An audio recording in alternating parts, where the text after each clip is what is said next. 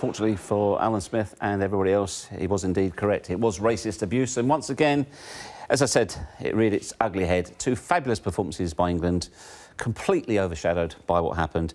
Now, Sam, I'll start with you first of all. Gareth Southgate was trying to choose his words carefully after the game. So you can imagine what a difficult position he was in. Yes.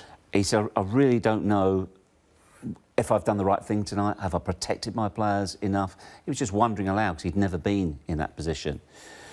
Do you think it would... How difficult a call would it have been as a manager to say to your players, if you're aware of it, right, lads, we're not putting up with this, off? Well, it's a very... I think you have to be... Personally, I think you have to be guided by the players' reaction and how strong a reaction you've got in that dressing room. These players are the England internationals, and if they decide they don't want to go back out for that reason, then it's going to be very difficult for me to persuade them to do that. So you have a dilemma that whether you try and persuade them to go back out, or whether you say, right, OK, I stand with you, and you go and create an even bigger ruckus about not turning out to finish the game. And you wonder then, I would wonder what punishment that may be thrust upon you by not completing the game. Because I read recently the lad who walked off from a corner in Europe somewhere, having been racially abused in the corner, has been... He was a Brazilian player. He was a Brazilian player. And according to their rules, he's been damned by doing that, you know. So it's. I think he got suspended, Sam. He got suspended. I think he got suspended. Which you know, I think what we're doing and what we're talking about, that's Montenegro. We're doing our best we possibly can over many, many years in our country to try and eradicate it. We haven't, but we're still trying to do our very, very best. I mean, you're someone who worked tirelessly for many, many years as a founder, one of the founders of Kick It Out as well. Do you find it depressing in many ways that we are still in, well, you can only call it, in certain scenarios, witnessing this once again? I mean, Jeff, first and foremost, we must understand that racism is a societal issue, correct, first and foremost. So whilst you have racism still in society, you're going to have racism in football, because football is a huge part of society by the people that watch the game, the participants, the viewers. So I think you have to look at the societal challenges and how that's starting to affect football. Now, I think Gareth Southgate, he's been an inspirational leader for the FA, for England. He has reconnected this country with its football, with its national game. And I have not come across any other manager who he has spoken so articulately and gracefully about it in a very positive way. And I think that me as a player, I was at that generation, we got vitriolic abuse back in the 70s and the 80s, you know. I never in my head, and I played my football in the UK then at a very challenging time, went to Italy, went to Scotland, and then obviously, you know, come back to England in the early 90s. And I've seen the positive evolution from the ugly days, the challenging days, to where we are now. Because ultimately, I still think, proportionately, we're talking about a minority here. I think we can't let this minority... I think we have to reiterate that it's mostly the terrorism that we're trying to eradicate, because 100%. we talk here that we believe our sport, the sport that we've played in and been involved in for, I don't know, 40 years, 120 years, we believe it's a great place. And there's very little racism, I think, and in the game itself. On the terrorism, that is different. And as Paul says, from the 70s, the 80s, it's been an incredible And we have to celebrate that. We do not amplify that, I'm using your words. We have to amplify that more, the good that we are doing. What can we do about Montenegro? That's what you're saying. Well, we've cracked it here, but we've only got a jurisdiction to a certain area. But going back, I think you asked Sam, what would you do? There's a couple of things you might do. You know, I don't think you walk off the pitch, because they win then. You walk off the pitch. But what you do then, I think, I was a player, I would stand there, and any player in England right now, if they got abused, like we've seen with Raheem Sterling recently, and the guy that's Hudson-Odoi, threw the banana on the pitch. But if you think about these people that are doing it, They're over 50. They're dinosaurs. They will die away. We will be better than that. We will push them out the way, you know. But going back to the players, if I seen something that, I would stop and I would get my teammates out and point out the guy who's doing it and say to the stewards, over you come. Yeah.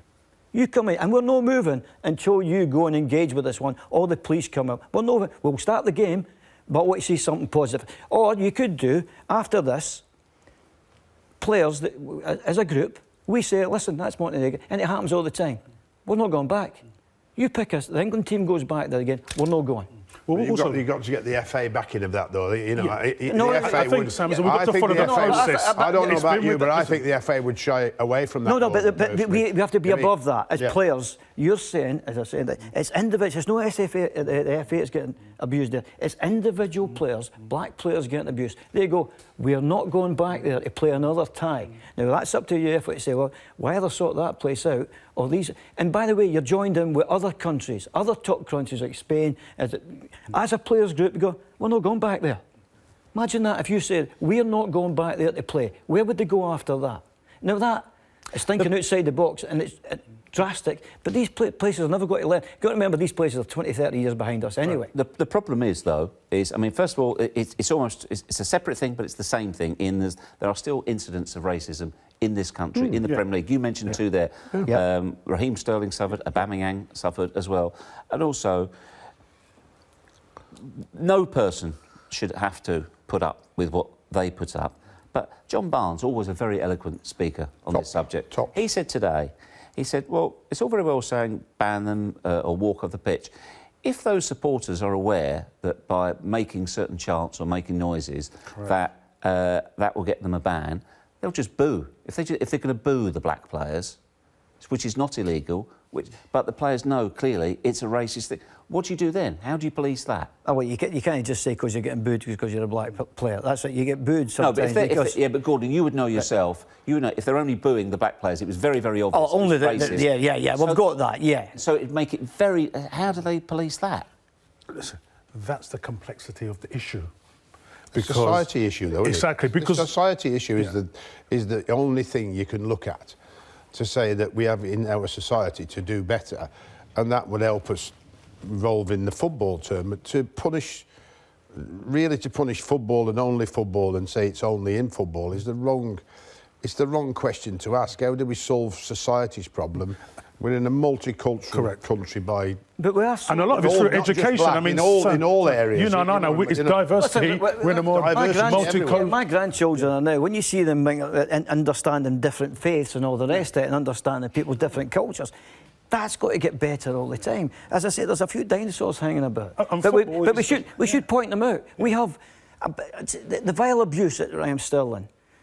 It's been happening at certain grounds, only certain grounds, where you go close on your camera and you see horrendous gesticulation and all the rest of it, and bile coming for these people. We've allowed them to get away with that 15 years. So the guy does the same thing, but chucks the black word in as well. And quite rightly, Ryan goes, no, enough. We had the ability 15 years to go in with cameras and show these people and shame them. It wouldn't have got as far as that. There's nothing worse than you getting pointed out with a camera, look at his behaviour. He's got to go home to his wife, kids, family, workmates, and go, was that Gordon, you've only got to look at the gentleman that gave the abuse towards Raheem Sterling. Yeah. Look what happened to him. The gentleman in Kent. I mean, he was abused, couldn't go back to work. There was a number of challenges. I think his house, it was really... Because I think society now, I think it's moved on. The game, a lot of supporters are policing themselves because I think in stadiums now, it's very diverse. Do you think as well, though, because you're always going to get, for all the good, and we say we must try and keep it in perspective. It's totally unacceptable, even if it's one person. Exactly. It's not acceptable. But for all the good that has been done, and the vast majority, virtually total crowd, who are there for the right reasons and behave in the right way, to stop those people from spoiling it, have you got to punish the clubs or the international organisations and make them feel that they are responsible for their supporters' behaviour? And you talk about... Raheem Sterling himself said, listen, it's not good enough just to take away a couple of season tickets. We've got to stop this. So should a club be docked points? Stadium closure? Well, if you look at the situation that's happening in Montenegro, the process is ongoing. The FA has done the right thing. It's too slow, though, Paul, isn't it? But the bottom line is now, though, Jeff, the investigation is under the way. I know you know, Greg Clark, the chairman, he's spoken at the highest level. You know, even the UEFA president, he said it's a disaster. Yes. He's condemned it. So leadership is key. Leadership is key. And then, for me, it's about, you know, what sanctions then can be available on the basis that you hope the outcome is consistent with the evidence provided. But because it's still happening... But Paul, I like your thing about the leadership is key. But I think the most important players, the most important people are the players, to the kids, to everybody else, are the players. But as I said to you, if the players decide, I'm not going back to that ground, that makes a big difference. And that's things... But I think Gordon, what happens is if you're a player, been a player, if I would never think like that, because I talk from a personal perspective, having played in multiple environments at a very difficult time.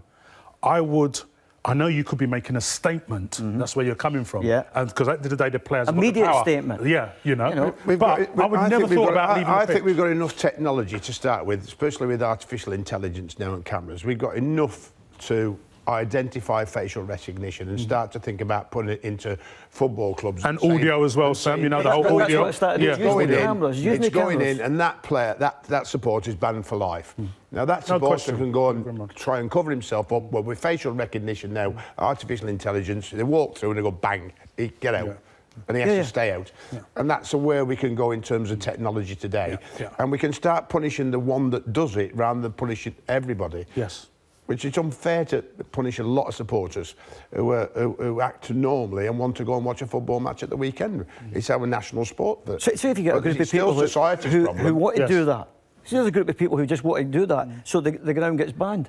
You know, a group of people just go in there and cause havoc, shout things, shut down. With their own agenda. With their own agenda. For whatever, they might not like the chairman. They want the chairman out. They might want him out. They might want the manager out. So they start shouting that, the ground gets closed down because 5 or 6 people want to do that.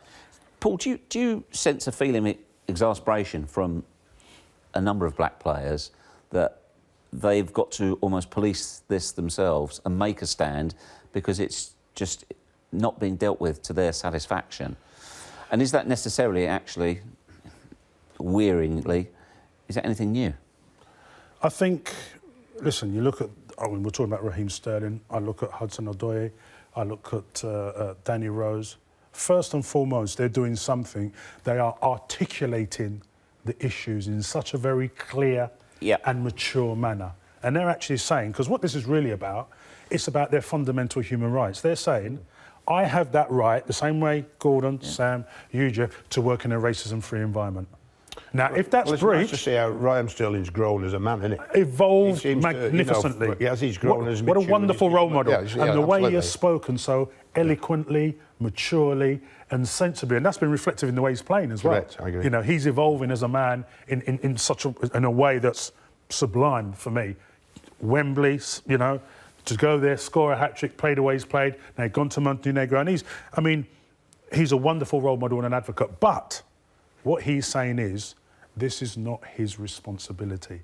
His responsibility is to play for his country in a racism-free environment like everybody else to the best of his ability. So everybody's saying, OK, UEFA, sanctions, investigations, because remember, we've had problems. Young Ryan Brewster from Liverpool, been abused playing in Eastern Europe. Serbia, I think, got a £60,000 fine. You know, there's been a number of different issues. So I think it's a top coming down. You have to look at stadium closures.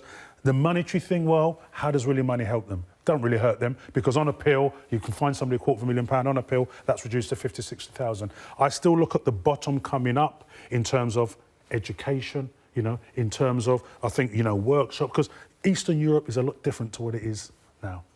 And I think we have to really think about top coming down, but it's zero tolerance. Sanctions, zero tolerance. And I hope, you know, through the investigation that will play out and be successful to send out that strong message.